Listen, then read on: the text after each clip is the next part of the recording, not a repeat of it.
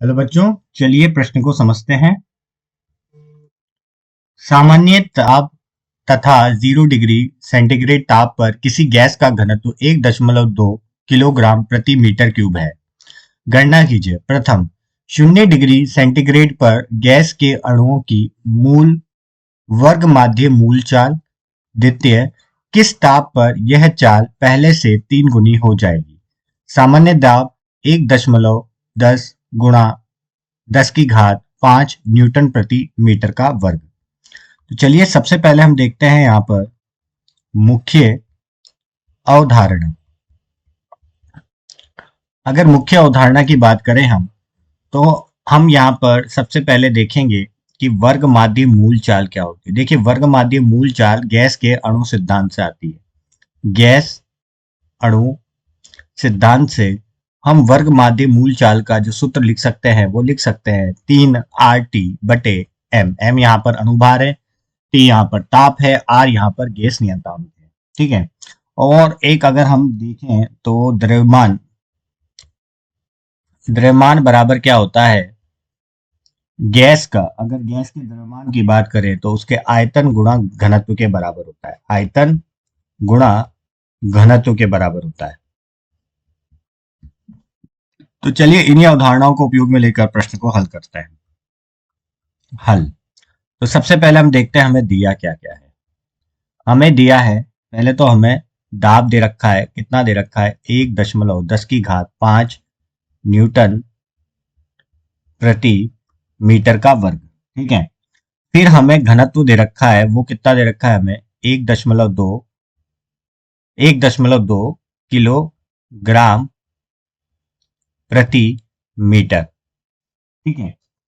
और हमें तापमान भी दे रखा है। तापमान हमें 0 डिग्री सेंटीग्रेड दे रखा है, जिसको 273 केल्विन हम लिख सकते हैं।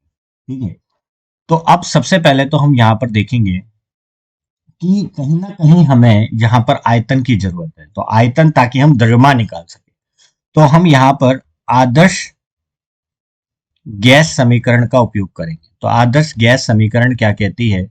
वो पी, वी और टी में संबंध बताती है। तो पी वी बराबर क्या होता है? NRT होता है। तो यहाँ से v का मान निकाल लेंगे हम। ठीक है। जैसे अब p का मान हमें क्या दे रखा है? 1.10 की घात 5। v का मान हमें निकालना है। और यहाँ पर मोलों की संख्या अगर हम 1 मोल मान के चलें तो 1 हो जाएगी। r कितना हो जाएगा? 8.314 गुणा और गुणा 10 की घात 3 और 273। गैस नियतांक का मान आ गया है। ठीक है। तो यहां से v हम अगर निकालेंगे तो क्या आ जाएगा? 22.79 मीटर का क्यूब। ठीक है। तो ये हमें वॉल्यूम, हमने क्या निकाल लिया? आयतन निकाल लिया है। ठीक है। अब आयतन निकाला क्यों है हमें? तो क्योंकि हमें कहीं ना कहीं अब किसकी जरूरत है? अब हमें जरूरत है द्रव्यमान की। ठीक है। तो द्रव्यमान बराबर क्या होता है? द्रव्यमान m बराबर क्या हो जाएगा? आयतन गुणा घनत्व हो जाएगा। और घनत्व हमें दिया हुआ है, आयतन हमने निकाल लिया है। तो आयतन तो हमने क्या निकाला है? 22.79। घनत्व हमें 1.2 दे रखा है। तो इसको हल कर लेंगे। इसको हल करने के बाद जो हमारा द्रव्यमान आएगा वो क्या आ जाएगा? वो आ जाएगा 27.228 किलोग्राम आ जाएगा। ठीक है। तो ये हमारा क्या निकल गया? द्रव्यमान निकल गया। अब हमें पता है, देखिए प्रथम भाग में, प्रश्न के प्रथम भाग में पूछा गया है कि हमें वर्ग माध्य मूल चाल निकालनी है। तो वर्ग माध्य मूल चाल का मूल चाल, जिसको हम किससे लिखते हैं? VRMS से लिखते हैं, जिसको हम क्या लिखेंगे? वर्गमूल 3RT अप बटे में m। ठीक है। अब इसका मान निकाल लेते हैं। ठीक है। 8.314 गुणा 10 की घात 3 और हमें जो तापमान दिया हुआ था वो कितना दिया हुआ था? 273 बटे द्रव्यमान अभी अभी हमने निकाला 27.228। और इसका क्या ले लेंगे हम? वर्गमूल ले लेंगे। और जब इसको हल करेंगे हम, तो हल करने के बाद जो हमारा आएगा वो आएगा 500.07। और ये एक चाल है तो मीटर प्रति सेकंड आ जाएगा। ठीक है। तो ये तो प्रथम का उत्तर हो गया हमारा 500.07। ठीक है। फिर द्वितीय की बात करते हैं, तो द्वितीय में तो सिर्फ हमें ये बोला गया है कि अगर 3 गुनी हो जाती है, अगर हमारी वहां पर जैसे यहाँ पे बोला गया है कि किस ताप पर चाल पहले से 3 गुनी हो जाएगी, तो पहले कितनी थी, 500 थी, ठीक है, 500.07 थी, उसकी 3 गुनी हो जाएगी, ठीक है, 3, आर का मान 8.314 गुणा, ठीक है, 8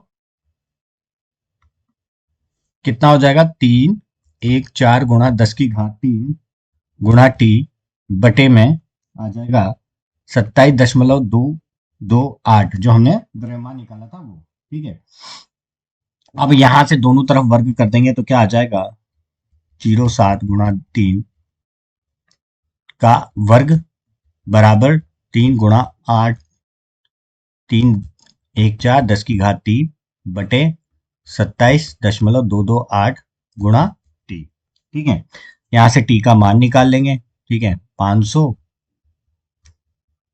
का वर्ग 3 का 9 हो जाएगा 27.228, और बटे में आ जाएगा 3 गुणा 8, 3 1 4 10 की घात 3, ठीक है।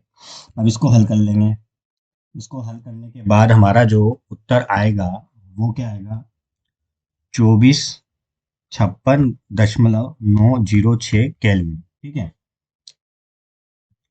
ठीक है।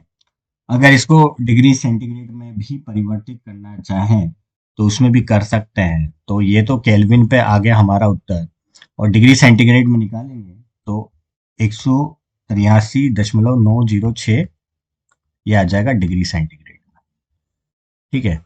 तो ये हमारे प्रश्नों के क्या होंगे, उपयुक्त उत्तर होंगे। तो मैं आशा करता हूँ कि आप लोगों को समझ आया होगा। धन्यवाद।